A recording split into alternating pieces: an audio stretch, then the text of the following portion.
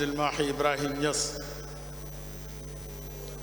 فضيلة وكيل الدعوة الشيخ محمد الأمين إبراهيم يس القائم بإحياء الاحتفال بمولد النبوي الشريف، فضيلة الشيخ الإمام الأكبر الشيخ أحمد التيجاني سيدي علي سيسي، أيها الإخوة أصحاب الفضيلة، نحييكم جميعا بتحية الإسلام وهي السلام، والسلام عليكم ورحمة الله تعالى وبركاته. يسعدني ويشرفني أن أرحب بكم في هذه الندوة الدولية المباركة للمولد النبوي الشريف، والتي اخترنا لها موضوعا بالغ الأهمية يتصل بجوهر رسالة الإسلام ومقاصده الكبرى، ألا وهو موضوع التصوف السني منهج للتربية الروحية والإصلاح الأخلاقي. وإن اختيار هذا الموضوع في هذا الظرف بالذات ليس طرفا فكريا ولا بحثا في قضية تاريخية مجرد، وإنما هو استجابة لحاجة ملحة يعيشها الإنسان والمجتمع في عصرنا الحاضر، عصر بلغت فيه وسائل الاتصال والتقدم والإعلام مستويات غير مسبقة، بينما لا يزال الإنسان يعاني من أزمات عميقة في القيم والسلوك والعلاقات والضمير. أيها الحفل الكريم، إن الإسلام لم يكن رسالة لإصلاح الظواهر دون البواطن، ولا لبناء إنسان مادي دون بناء روحه وضميره، ولذلك جمع الإسلام بين العقيدة والشريعة والأخلاق، وبين عبادة الجوارح وتزكية النفوس. ولقد لخص النبي صلى الله عليه وسلم هذه الحقيقة في حديث جبريل المشهور حين بين مراتب الدين الثلاث: الإسلام والإيمان والإحسان. فالإسلام إذا كان الإسلام يمثل جانب العمل والامتثال، والإيمان حقيقة الاعتقاد، فأما الإحسان فهو أن يعبد الإنسان ربه كأنه يراه، فإن لم يكن يراه فإن الله يراه. ومن هنا نفهم أن التربية الروحية ليست أمرا هينا هامشيا في جوهر الإسلام، وإنما هي من صميم الرسالة المحمدية. والتصوف السني في مفهومه الصحيح منضبط بالكتاب والسنة، ليس انفصالا عن الشريعة ولا بديلا عنها، وإنما هو عناية بتزكية النفس وتهذيب الأخلاق وتطهير القلوب وتحقيق مقام الإحسان. قال تعالى: قد أفلح من زكاها وقد خاب من دساها. فالتزكية ليست إذن ترفا روحيا، هي طريق الفلاح.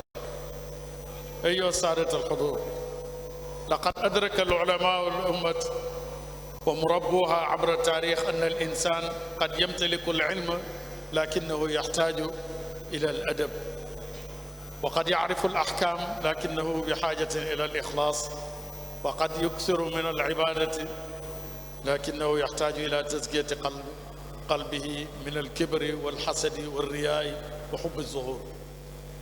ومن هنا جاءت أهمية التربية الروحية التي جعلت العلم سلوكا، والعبادة أخلاقا، والمعرفة مسؤولية، والقرب من الله تبارك وتعالى رحمة بالخلق.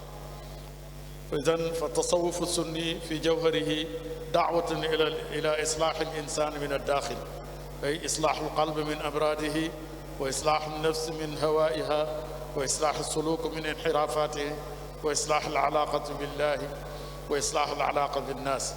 وإذا صلح القلب صلح السلوك، وإذا استقامت الأخلاق استقام المجتمع. في هذا المجال كان مولانا شيخ الإسلام يقول: إذا صلح ما بينكم وبين ربكم فقد نلتم غاية إكرامي.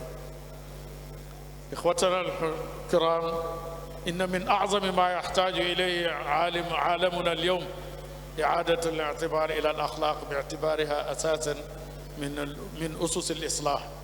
لقد أصبحنا نشهد صورا متعددة من الأنانية والتعصب والعنف اللفظي والصراعات والانقسامات وحب الدنيا والتنافس غير اللائق وضعف الروح التضامن والتراحم.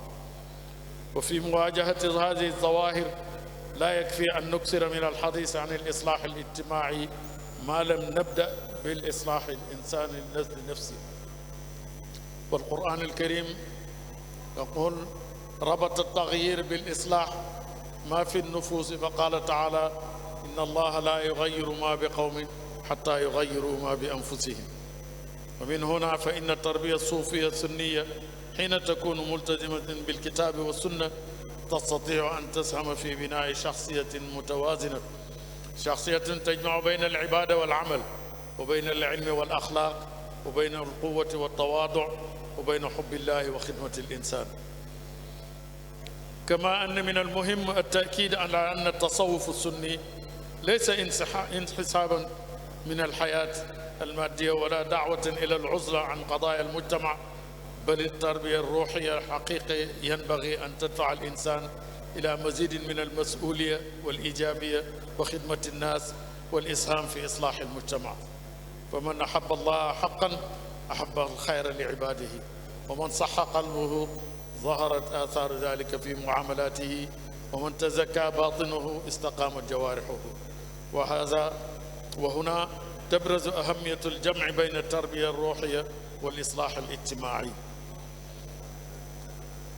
وإننا اليوم نحتاج إلى إعادة الوصل ما انفصل بين واقعنا بين العلم والعمل، وبين الشريعة والأخلاق، وبين العبادة والمسؤولية، وبين تزكية النفس وإصلاح المجتمع. فإذا كان التصوف قد جعل تزكية النفس والإحسان محورا أساسيا في التربية، فإن المطلوب اليوم هو الاستفادة من هذا التراث التربوي بمنهج علمي رصين يصون الثوابت ويعالج الواقع ويخاطب الإنسان المعاصر بلغة الحكمة والرحمة والعلم. نسأل الله تعالى أن يوفقنا في هذه الندوة المباركة إلى تحقيق أهدافنا، وأن يجعلها مناسبا للحوار العلمي الهادئ وتقارب وتبادل الخبرات وإحياء قيم المحبة والأخوة والتعاون. كما نسأل الله تعالى أن يرزقنا العلم النافع والعمل الصالح والقلب السليم وحسن الخلق، وأن يجعلنا من الذين يستمعون القول فيتبعون أحسنه. ولن أختم كلمتي إلا وأعود وتقدم بالشكر الجزيل إلى رئيس لجنة المحاضرات والتراث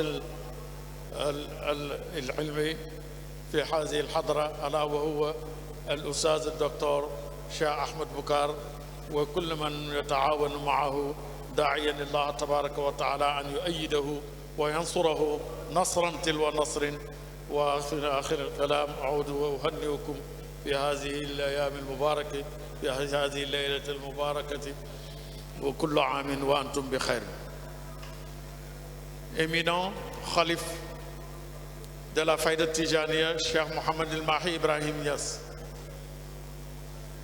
Éminent Cheikh Mohamed El Amin Ibrahim Niass, le chargé de présider ces jours bénis de commémoration de l'anniversaire du prophète, paix et salut sur lui.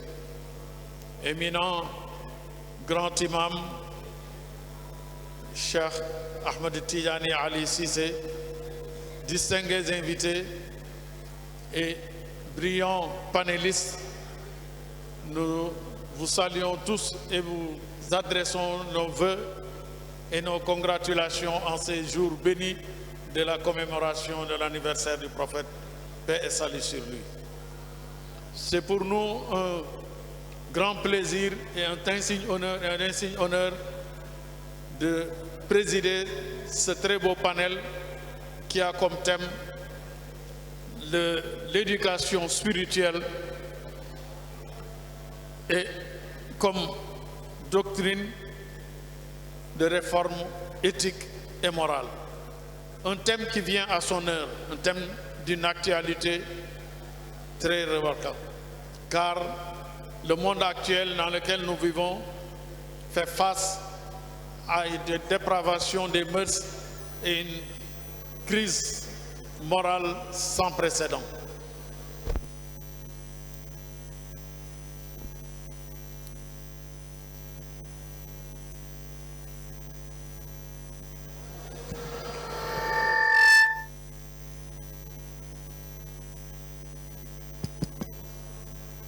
Nous ne pouvons pas nous empêcher d'adresser nos félicitations au professeur, l'éminent chercheur Cheikh Ahmed Boucar et tout.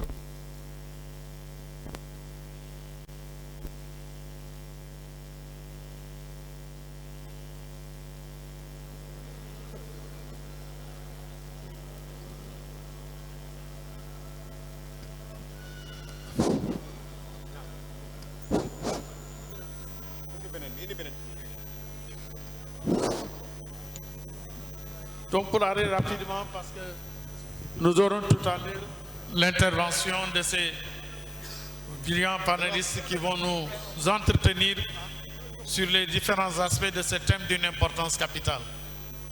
Donc sans tarder, nous allons tout à l'heure passer la parole au modérateur, notre neveu, notre fils, à qui nous souhaitons plein de succès, tout comme autour à l'ensemble des panélistes ici présents pour nous entretenir sur ce thème de très grande importance. kon mbokk yi ci gàttal rek baat yu gàtt ñu dellu si rek di nuyu ñëpp gannaaw buñ nuyoo xalifa bi ak naayibam wakilu daadi bi nga xam ne mooy taxawee guddi yi mooy dundal guddi gi di nuyu imaamul akbar Cheikh Ahmed Tidiane Ali Cissé ak ay bokkam ñi taxawee jàkka